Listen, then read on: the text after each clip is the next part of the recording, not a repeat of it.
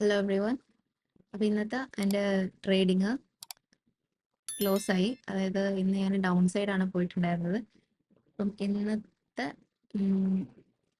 ഫസ്റ്റത്തെ entry stop loss ഈ ഒരു ഗ്രീൻ ക്യാൻഡിൽ ഹിറ്റായി. 9:30 ഗ്രീൻ ക്യാൻഡിൽ ഹിറ്റായി. സെക്കൻഡ് എൻട്രീൻ്റെ സ്റ്റോപ്പ് ലോസ് ഹിറ്റായിരിക്കുന്നത് ഈ ഒരു ഗ്രീൻ ക്യാൻഡിലാണ്. ഈ ഗ്രീൻ ക്യാൻഡിൽ മുഴുവനും വെച്ചിട്ടില്ല. ഞാൻ ജസ്റ്റ് എൻ്റെ ഒരു ലിമിറ്റ് ഈ ഒരു ലെവൽ ക്രോസ് ചെയ്തപ്പോൾ തന്നെ സ്റ്റോപ്പ് ലോസ് ഹിറ്റായി. ഓക്കെ, അപ്പോൾ അങ്ങനെ രണ്ട് ട്രേഡിൽ നിന്ന് സ്റ്റോപ്പ് ലോസ് ഹിറ്റായി. ബാങ്ക് നിഫ്റ്റി നോക്കുകയാണെങ്കിൽ ഫുള്ള് സൈഡ് വൈസ് ആയിരുന്നു. നിഫ്റ്റി സൈഡ് ഒരു അപ്പ് സൈഡ് മൂവ്മെൻറ്റും ആണ്.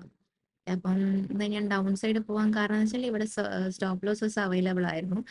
പിന്നെ ഒരു പെൻഡിങ് ഗ്യാപ്പും കൂടെ ഉണ്ടായിരുന്നു. ആ ഗ്യാപ്പ് ഇന്ന് തന്നെ ഫില്ല് ചെയ്യുന്നുള്ള വലിയ വിശ്വാസമൊന്നും ഉണ്ടായിരുന്നില്ല. എന്നാലും രണ്ട് കാര്യം വെച്ച് നോക്കുമ്പോൾ ഫേവറായിട്ട് തോന്നിയത് ഡൗൺ സൈഡ് പോകാന്നുള്ളതാണ്.